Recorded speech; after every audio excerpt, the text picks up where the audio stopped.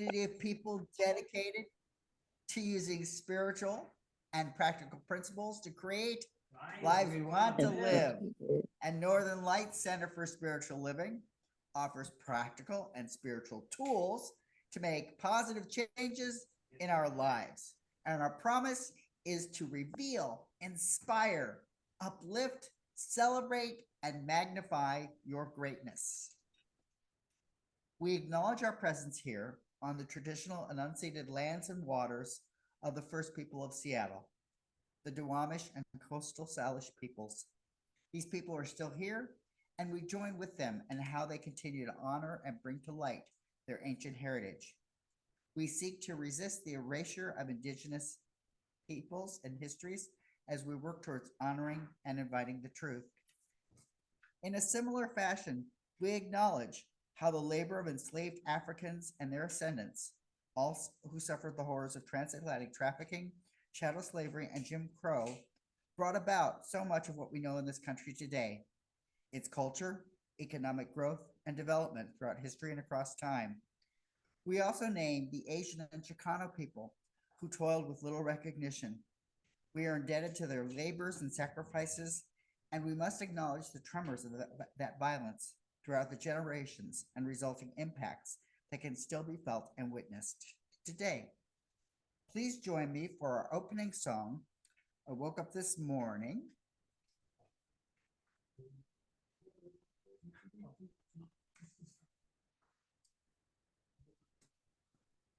I Woke Up This Morning doesn't have a room. It doesn't have a room.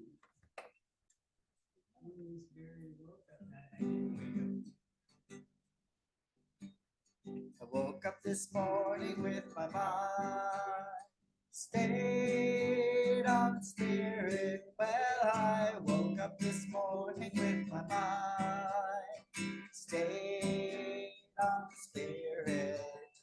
I woke up this morning with my mind stayed on spirit. Hallelujah, hallelujah, hallelujah.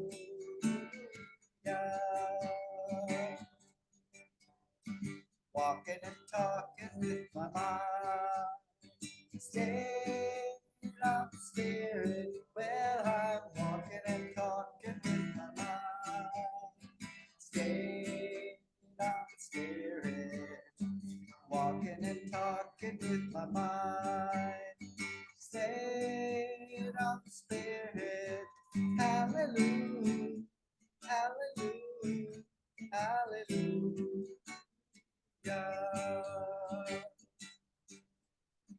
All day long I keep my mind staying on the spirit. Well, all day long I keep my mind staying on the spirit. All day long I keep my mind staying on the spirit.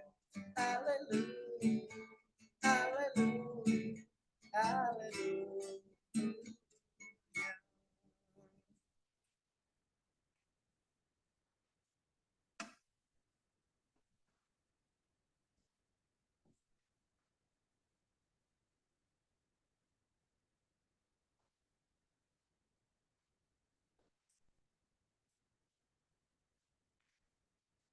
And you.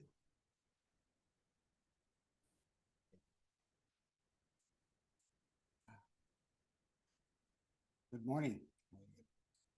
Morning. And this is a time, whoa, this is about time. This is a time that we set aside each Sunday to ground ourselves, to allow ourselves to let go of anything that comes before this moment, to be present in this perfect moment of our lives. So I'm just going to invite us to take a few nice, deep, cleansing breaths in, allowing yourself to bring in that breath and to hold it, and then to release it. So take a nice, deep breath in, Hold it and release. Take a nice deep breath in. And release. One more deep breath in. And release.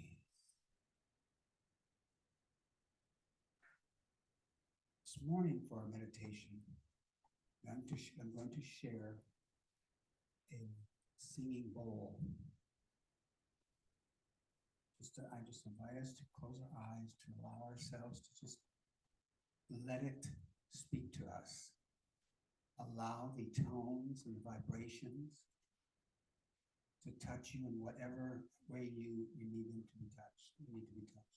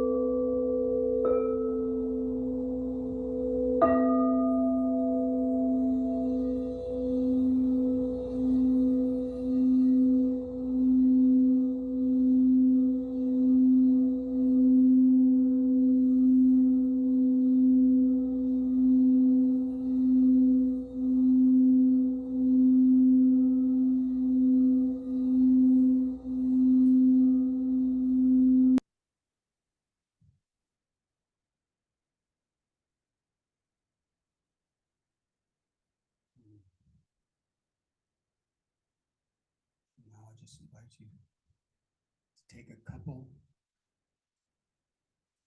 nice deep breaths in. Release. One more time. In. And release. And when you're ready, allow yourself to come back to the room, to open your eyes and be present. And so it is.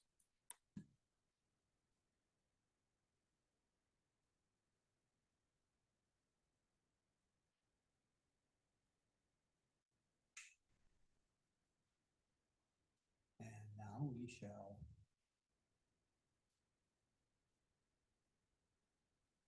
speak our declaration 3 times.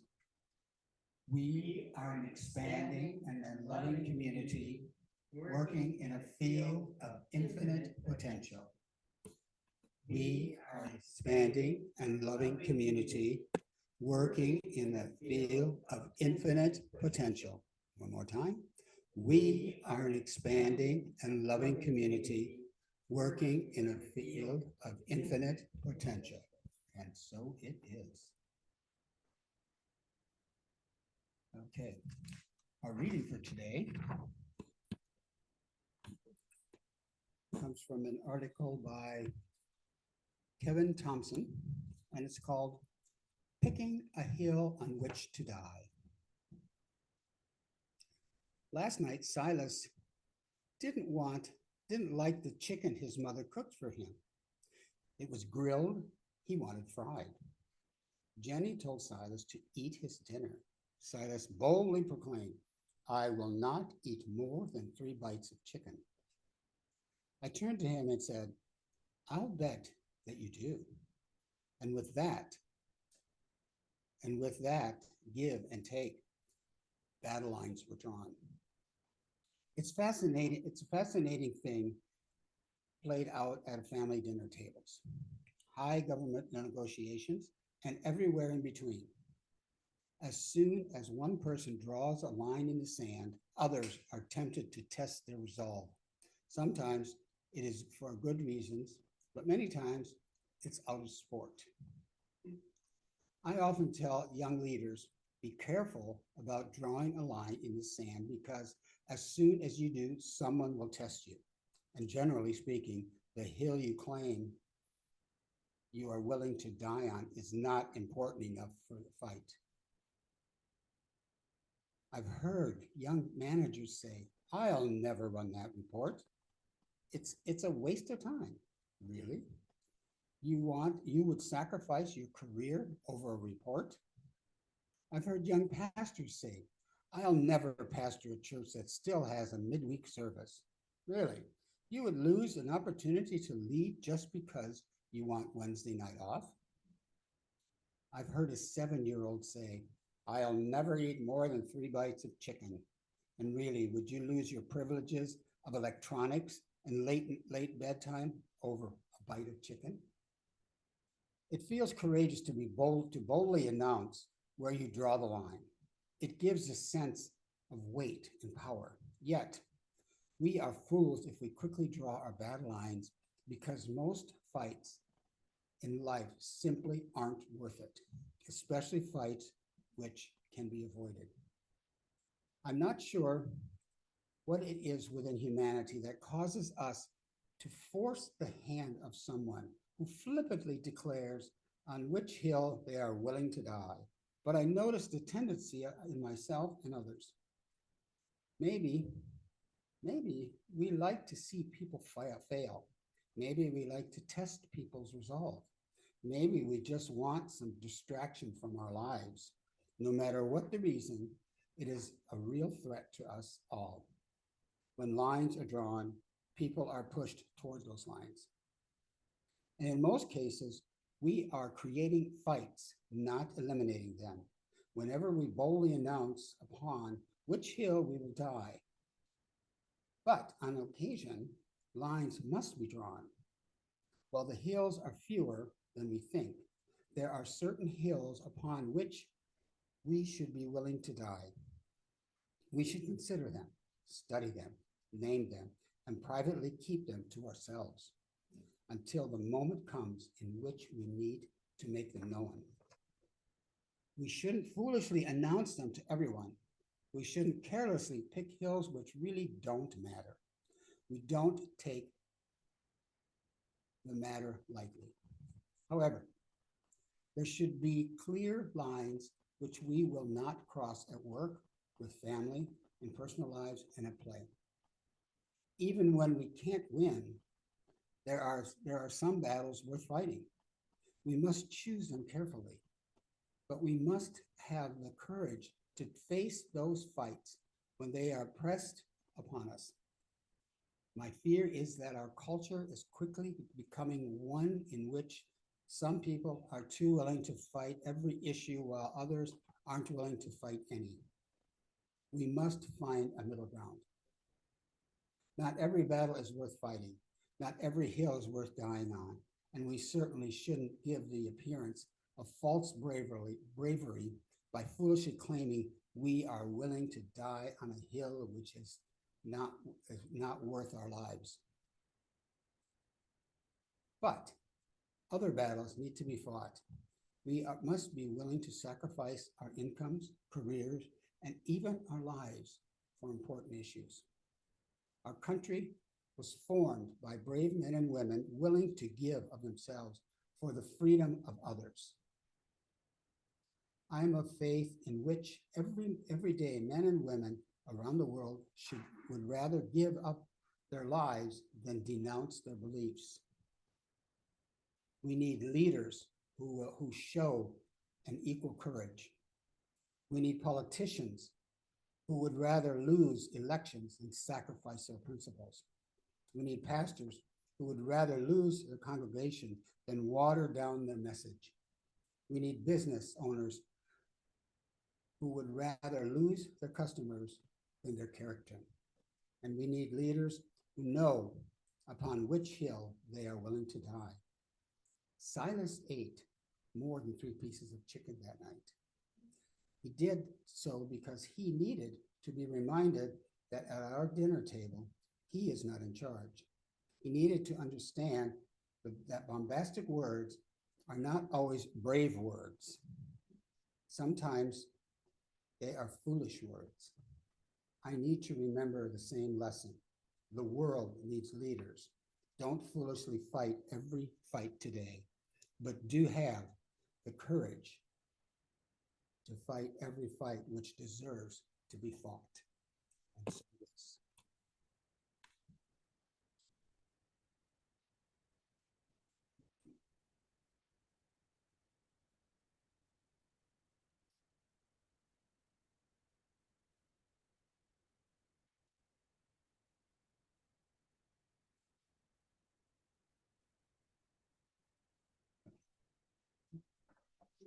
Just so you know, it's only showing the PowerPoint. What? On this screen, it's only showing the PowerPoint.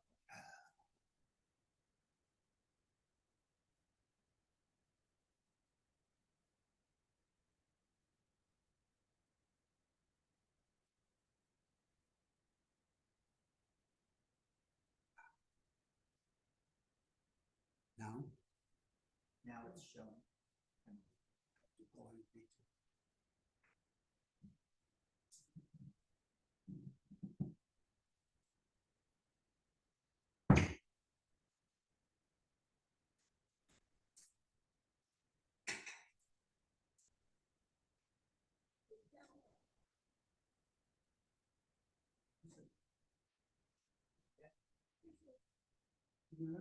Yeah. Well, you pinned her. I know, but I'm going to play the song. Okay. She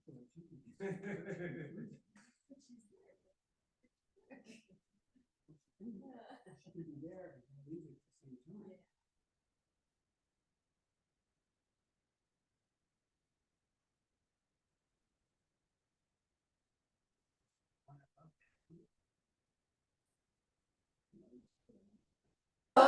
That I have, the world didn't give it to me. Oh, this joy that I have, the world didn't give it to me. Don't you know that this joy that I have, the world didn't give it to me. Oh, I said the world didn't give it, the world can't take it away. Oh, this strength that I have, this strength that I have, this strength that I have. Oh, yeah, now. The world didn't give it to me. The world didn't give it to me. This strength that I have. Oh, yeah, the world didn't give it to me. The world didn't give it to me. This strength that I have. Oh, yeah, the world didn't give it to me. Oh, I said the world didn't give it, the world can't take it away. Oh, this love that I have. This love that I have. Oh, yeah, now. The world didn't give it to me. The world didn't give it to me. This love that I have. Oh, yeah, the world didn't give it to me. Don't you know that this love that I have, yeah, the world didn't give it to me. Singing, the world didn't give it, the world can't take it away. Oh, this pride that I have, this pride that I have. This pride that I have. Oh, yeah, now. The world didn't give it to me. The world didn't give it to me. This pride that I have. I said the world didn't give it to me. Don't you know that this pride that I have, yeah, the world didn't give it to me. Oh, I said the world didn't give it, the world can't take it away. All this peace that I have, oh, yeah. The world didn't give it to me. The world didn't give me my peace that I have. Oh, yeah, now. The world didn't give it to me. Won't you sing about peace? This peace that I have. Oh, yeah, now. The world didn't give it to me.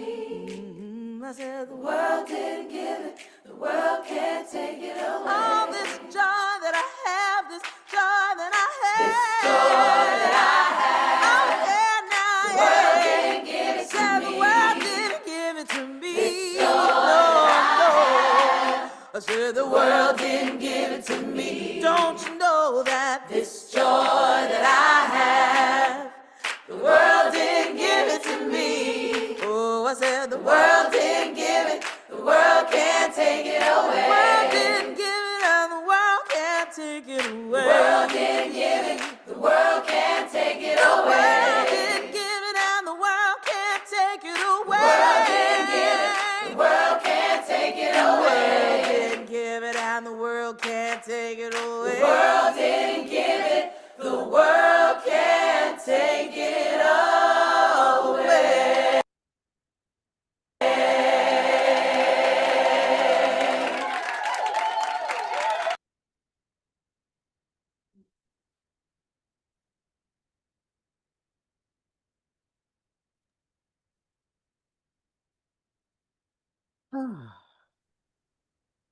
Well, my goodness.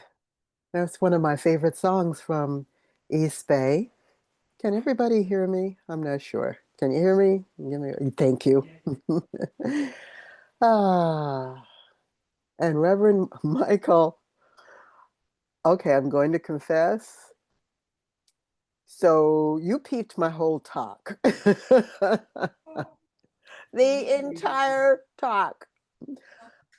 Almost. The reason I chose this song is because what brought this topic to mind was wanting inner peace and joy. It said, how many times are we getting in the way of our own peace and joy by responding to the world or expecting the world to be the source of our peace and joy when we're really taking it with us. So let me see if I can share my screen here. Oh, thank you, Reverend Michael. I can.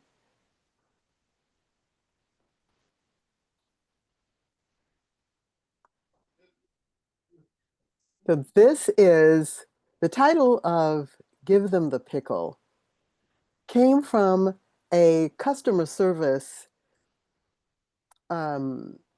story that we told when I was the HR manager of a retail series of stores. And the story went like this. There was this gentleman who had a famous sandwich shop. And in fact, I actually went to one that was in the Seattle area. And he was famous for making these wonderful deli sandwiches, and he always gave a free pickle, the same as the store I went to, this restaurant I went to. People came for miles around to go to this store. They loved the sandwiches and they appreciated the pickle. They didn't come for the pickle, but it was like, and we get a pickle rather than have it be charged for like it could in some shops. Well, the man who owned the store's son graduated from business school, and the man turned his store over to his son. He said, "This is your graduation gift. You got all that business knowledge. You know about the world. Here you go, boo. See what you can do with this." So the son was ecstatic. He couldn't wait to get in there and apply all of his school knowledge and change things up. He repainted the place, he changed the music, he hired younger servers, and he even changed the menu to make more money and serve a broader group of folks like the vegans and what have you. And he stopped giving away the pickle.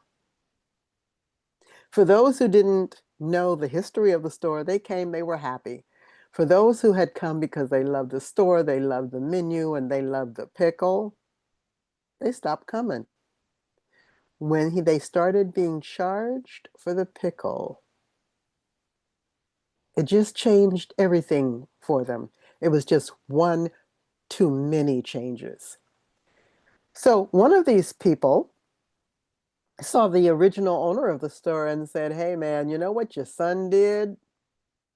He stopped serving the pickle for free. And I don't go there anymore. And I don't take my old guys. We have our afternoon every Friday lunch there. We don't do that anymore." It said, and other people I know are not coming because of these changes, and the last straw was the pickle.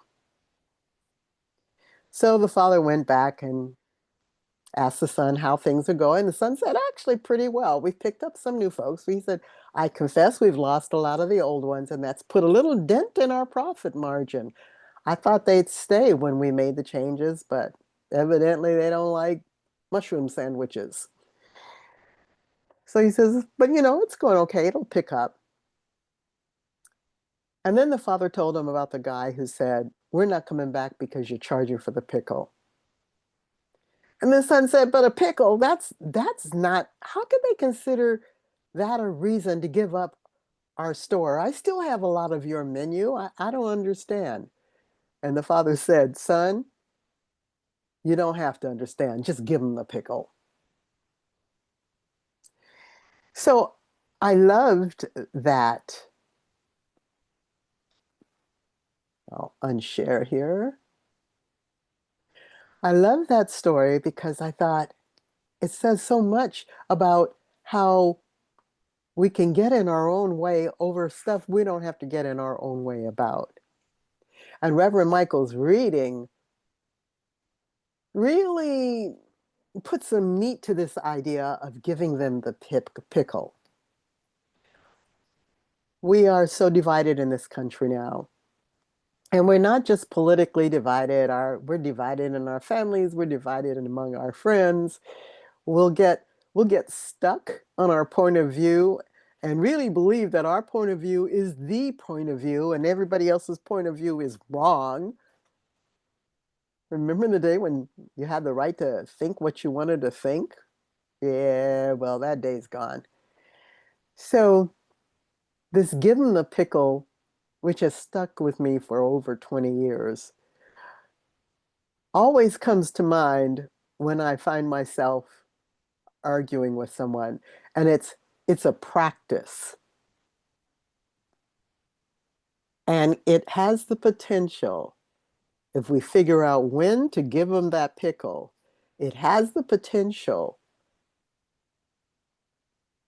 to keep our relationships and to cause a shift in us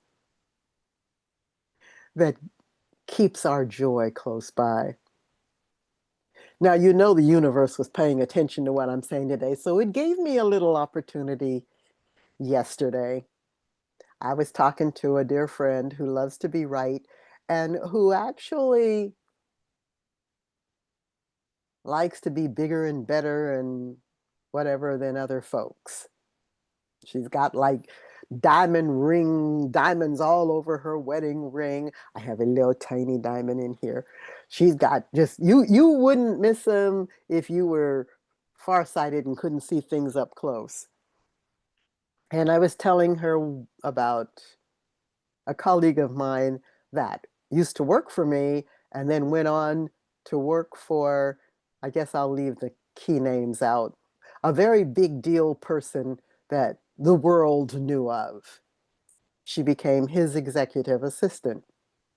And I said, but she was so much more than an executive assistant. And I told about the amazing things she did, like arranging for a friend of his to have tea with the Queen of England. I mean, that takes a little something. And arranging for her boss to have lunch with a movie star who didn't know him from Adam and who was extremely hard to find. And my friend stayed on the internet and followed leads until she found a way to connect to this person and got this person to agree to have lunch. She sent him one of the company's prize products. Again, can't mention names. And the woman said, yes, she would have lunch. That's all. He just wanted to have lunch with her. I thought this woman was pretty amazing. But my friend was saying, oh, no, I've seen, I had an executive assistant who did this, that, and the other. And I thought, that does not compare to what I just said. And I said, yeah, but lunch with the queen? And then I found myself looking at the pickle. That my friend needs to be right. She needs to think that her executive assistant is better than anybody else's, and certainly better than anybody I knew, because she needs to think that. Give her the pickle. You know the truth. So I said, oh, yeah, well, that's pretty good. And I changed the subject. But this happens all the time, and it happens on a personal level. If we were in the room, I'd ask everybody to raise their hands how often you've run into somebody that is argumentative and you're in there right with them, arguing right with them. Well, part of the problem is that sometimes that's just how people are. Back to my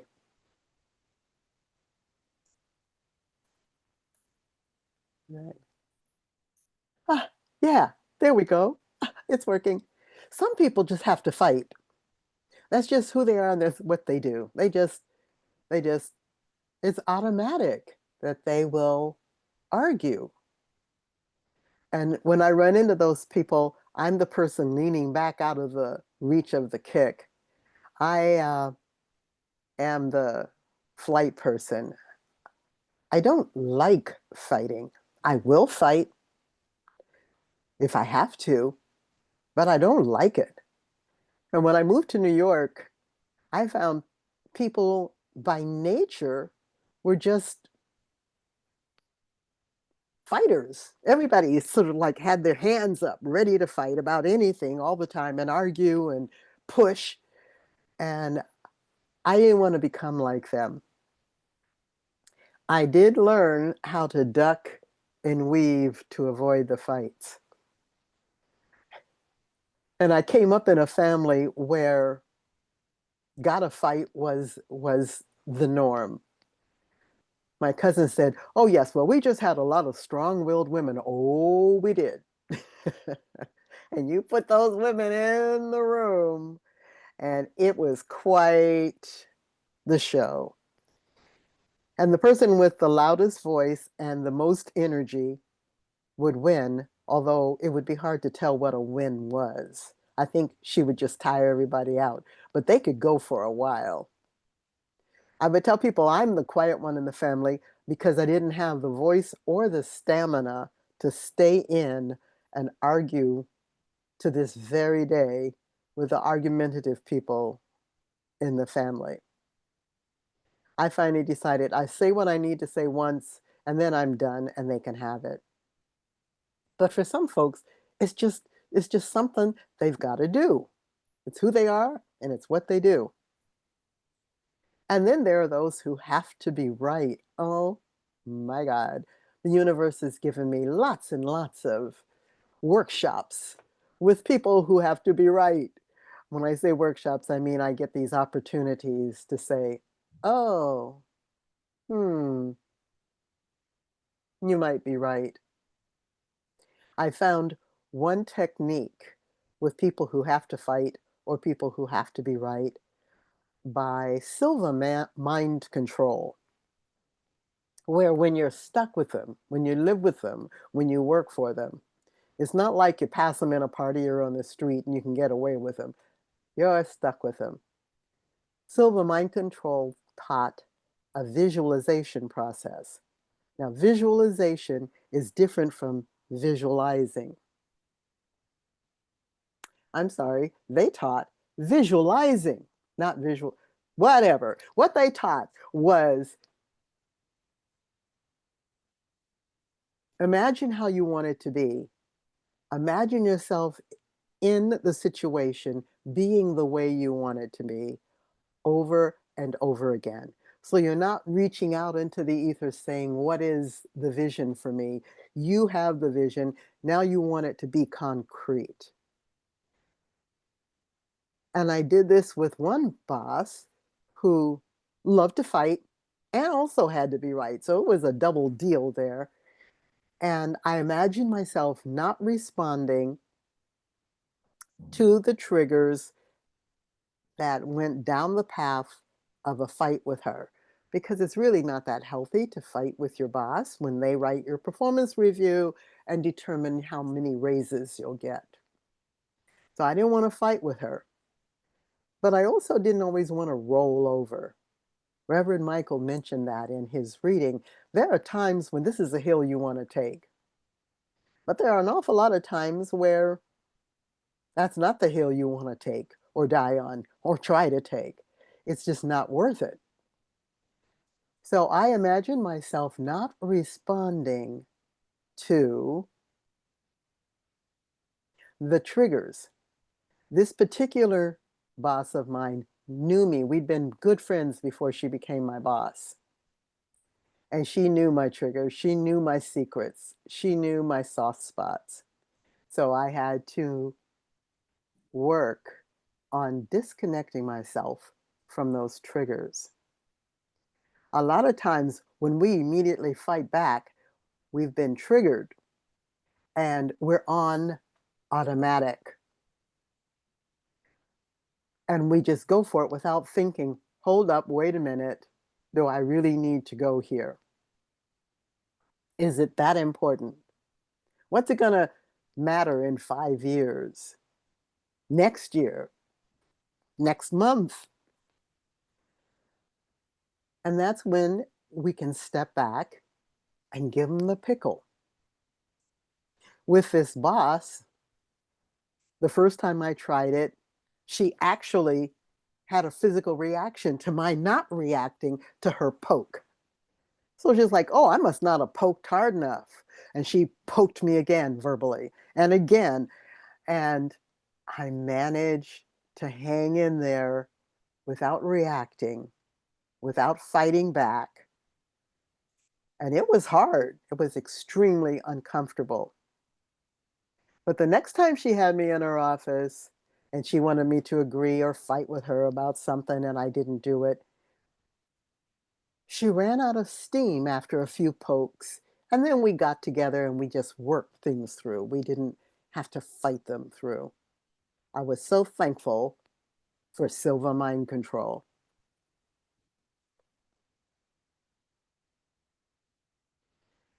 Then there's the folks who just do it out of habit, or they do it because there's a human need to feel safe. And so when we're right, if we can guess right, if we can predict when it's going to rain and when it's not, if we can predict whether we should go after that dinosaur or leave it alone and wait for a smaller one, we have a better chance of surviving our environment. So we're talking a very old reaction. This need to be right isn't some sort of new, sophisticated, techie outcome. It's been with us for a long time, and it's served us. However, it's moved into a place now where we're doing it without intention. Is this the time to fight? And by the way, is this the way to fight? Going back to my situation in New York, I refused to take on fighting like they fought.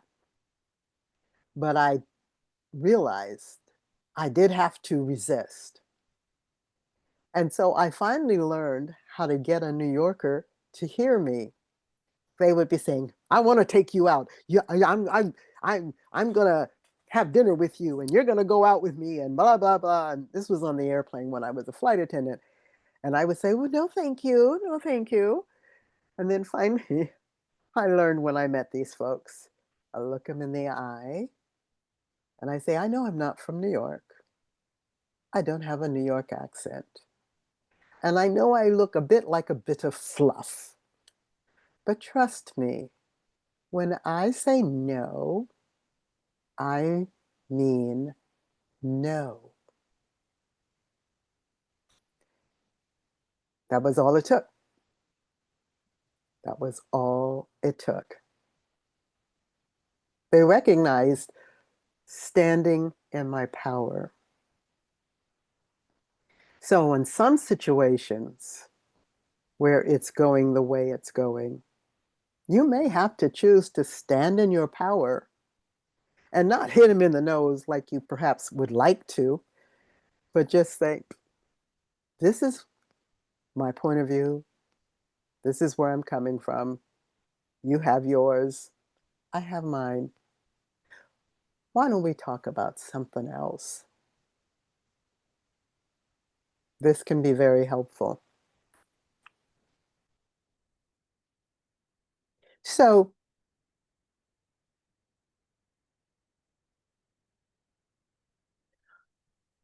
some of the ways to deal with these folks is to change your game.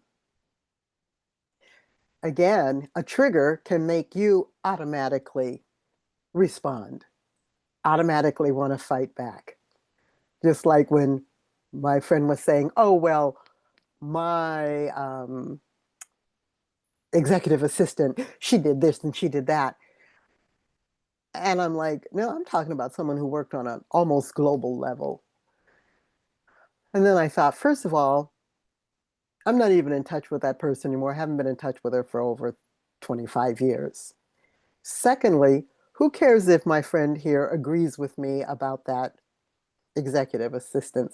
Third, what difference does it make in this time and place? And fourth, am I going to win this argument? No, I'm not, because I know this person. So let it go. And there's another piece. Know who you're dealing with. Someone used to say that to me all the time, Reverend Pamela, you gotta know who you're dealing with. This is a person who argues. This is a person who fights. This is a person who doesn't respect you. This is a person who doesn't have your best interests in mind. Know who you're dealing with. I was talking to someone this week who said that she had a tendency to love everybody and just put her heart out there. And she'd had her heart stomped on, smished, smashed, thrown away. She said, you know, I need to be careful who I give my heart to. And I thought, yeah, you need to know who you're dealing with. So know who you're dealing with. Is this a person that you can be rational and reasonable with? Or are they OCD and just stuck on the way that they're thinking, and that is that? Then let it go. What difference does it make? How's it going to pay your IRS bill? How's it going to impact what you have for dinner tonight? How's it going to mess with your joy if you keep going at it? So, oops, that gets to also choose your battles. As Reverend Michael said in his reading, there are times when we need to stand up. It really touched my heart, Reverend Michael, when you mentioned in the reading that there are those who fight and there are those who are running away from very important issues. Just don't want to deal with it. So sometimes there's a time to stand up and fight, to choose a battle, to stand your ground, and not be run over by louder, badder, stupider voices. Yeah, I said it. Now, another subtle way of taking the pickle away from folks is the yes but, or however, or and you'll know them when you use them. Those are just the top of the mind ones. Well, she sounds like she was a really good executive assistant, but mine worked on a global level. That's a yes, but, or however, still a yes, but. And what yes, buts do is they reset the situation and you start all over again with the fight for the pickle. So if you catch yourself in that, you can always stop yourself with these and say something else or let it go. And again, 5 years from now, how important will it be? I'm going to tell you, I saw when I was like 15, my parents got into a determined, energetic, angry argument about which street the courthouse was on. Now, this was before cell phones where you could just dial it up and look for the cell phone. But it was after telephone books where you could turn the page and find the address of the courthouse. But did either one of my parents get up and grab the text, the phone book and open it up to courthouse? Nope. They argued for I don't know how long. I think it was a good 15 minutes about the street the courthouse was on. Now, here's the deal. Nobody was going to the courthouse that night. In fact, nobody was going to the courthouse the next day. In fact, who cared which street the courthouse was on? What difference did it make? What did it have to do with anything in that moment, in that time with the two of them? I don't know. But they went on for it for 15 minutes. And I noticed that and I thought, wow, interesting family. And people do that. And they do it. I'll go ahead and say they do it in my family. It's just automatic. And sometimes it's just a matter of a fun, playful debate. Were the Seahawks better this season or last season? Just a fun, playful debate. But sometimes these fun, playful debates can get tiring, annoying, way too energetic, where somebody really decides they have to be right and everybody else has to be wrong. And there's no willingness to just say, That's your opinion. This is mine. Then the joy is sucked all out of you when you're into that. So you have life work. For the next 24 hours, just notice how often you want to say yes, but, or however, or but, oh yeah, that's interesting. I saw, and one-upmanship, that's another one. That's another way of taking away the pickle. You've got 2, but I got 4. Notice it. Stop mid, yeah, but mid pickle taking. Breathe and let them have it. It's hard to do, but let them have it. And what you'll notice is that your wallet or your purse aren't any lighter than they were before. In other words, by letting them have it, you don't lose a thing. You don't. You may lose the argument, but here's the deal. You were never going to win the argument. You weren't. People have told me, oh yeah, I argue with people and I win. I was like, no, you don't. They gave up. That's what happened. You didn't really change someone who totally disagreed with you over to your side. So for the next 24 hours, notice it. And when you catch yourself, stop and let them have it. You can shift and you can say, you might be right. Or that's a possibility. Or, I never looked at it that way. That's interesting.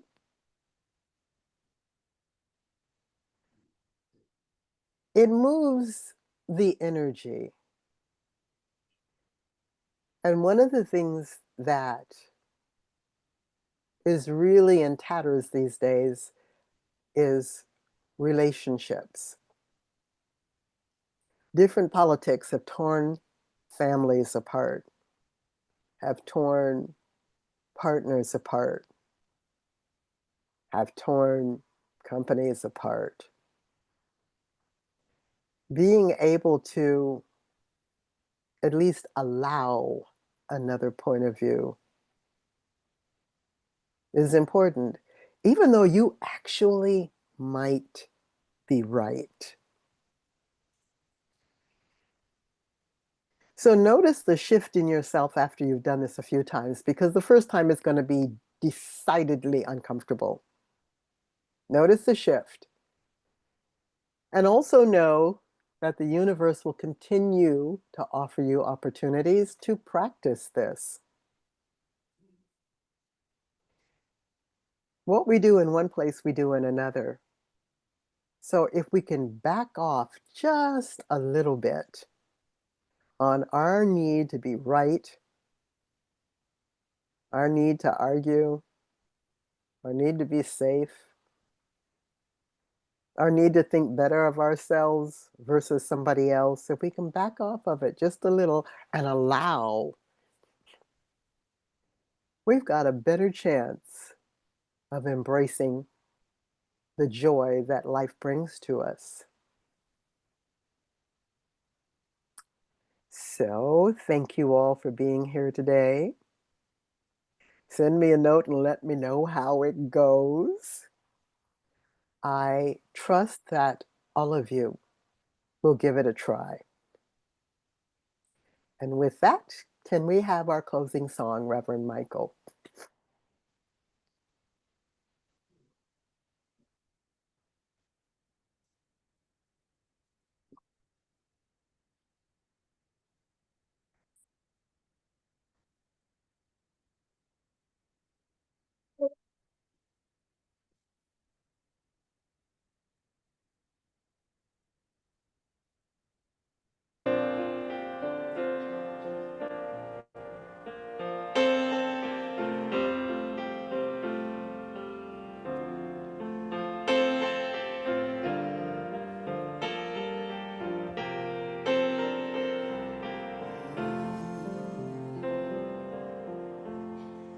just before you say something you can't take away. Take a breath, then let it out. Try to think about what would love do now. Wondering if you should cross that line for good.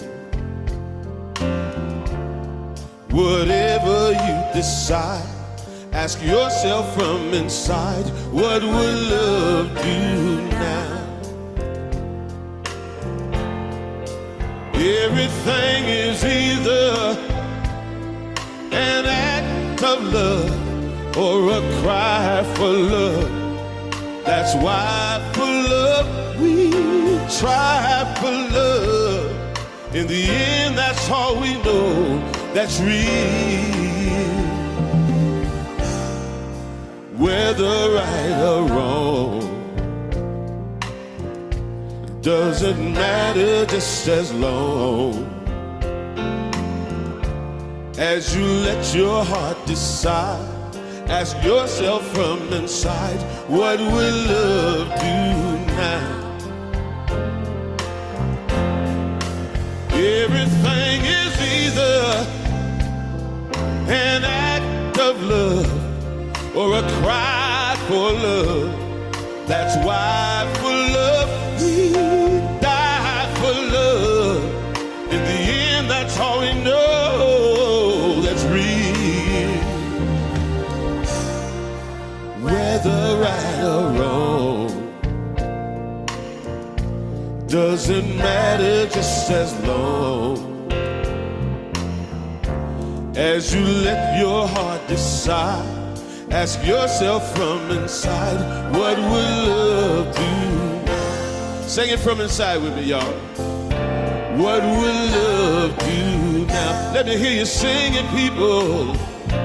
What would love do now? Sing it one more time for me, y'all.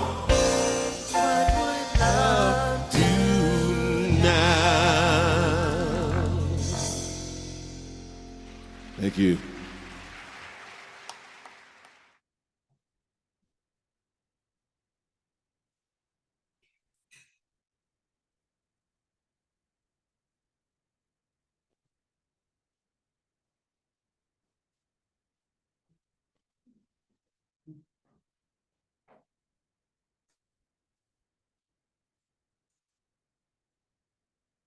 And now we'd like to say thank you to the people that have joined us on YouTube. It was brought to our attention that we don't usually do that. We just shut it off. So today we're starting a new. Thank you for being here, and we hope you join us again.